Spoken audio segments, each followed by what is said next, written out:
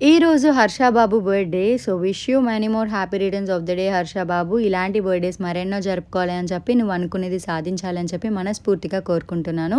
ఇంకా మా దియాన్‌కి ఫేవరెట్ అన్నయ్య హర్ష అన్నయ్య అన్నమాట. ఇంకా హర్ష కలిస్తే మా దియాన్ మొత్తాన్ని లోకాన్నే మర్చిపోతాడన్నట్టు ఫీల్ అయిపోతాడు.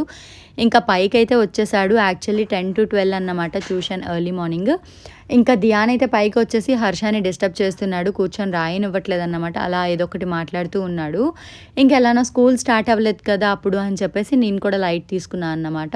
ఈరోజు నేనైతే హాస్పిటల్‌కి వెళ్ళాల్సి వచ్చింది. 400, 500 అవుతది అనుకుంటే ఏకంగా 2300 అయితే అయిపోయింది. ఎందుకు వెళ్ళాను అని అనుకుంటే చిన్నప్పుడు ఎప్పుడో నేను బియ్యం గింజని ఇయర్‌లో పెట్టేసుకున్నాను. అదే భ్రమతో అదే ఉందేమో అని అనుకోని హాస్పిటల్‌కి వెళ్తే అది వ్యాక్స్ ఇయర్ డ్రమ్‌కి స్టిక్ అయిపోయిందంట. సో, అది క్లీన్ చేయడానికి చార్జ్ చేశారు. దట్ టూ ఏంటన్నారంటే, "ఒక ఇయర్ మీకు వినిపించట్లేదు. ఒకసారి గమనించారా?" అని అన్నారు. యాక్చువల్లీ అది నిజమే. లైట్‌గా వినిపిస్తుంది అనిపిచ్చేది. బట్ అది కూడా ఒకసారి నాకు అర్జెంట్‌గా చెకప్స్ చేయించుకోండి టెస్ట్‌లని చెప్పి చేయించారు. తీరా చూస్తే అమౌంట్ వచ్చేసి 2300 అయితే అయిందన్నమాట. 400-500 అవుతది అని అనుకుంటే ఏకంగా 2300 అయితే అయిపోయింది విత్ మెడిసిన్స్‌తో.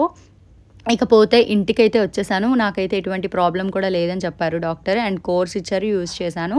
ఇంక ఇంటికొచ్చిన తర్వాత ఈవినింగ్ అమ్మవారికి చీరను మొక్కుకోవడానికి వెళ్ళాను. ఎందుకంటే రీసెంట్ టైమ్స్‌లో ఒక కోరిక కోరుకోగానే నాకైతే వెంటనే క్లారిటీ వచ్చేసిందన్నమాట. ఇంకా నాకు నెరవేరిన తర్వాత ఆవిడకి మొక్కు తీర్చకపోతే ఊరుకుంటారా చెప్పండి.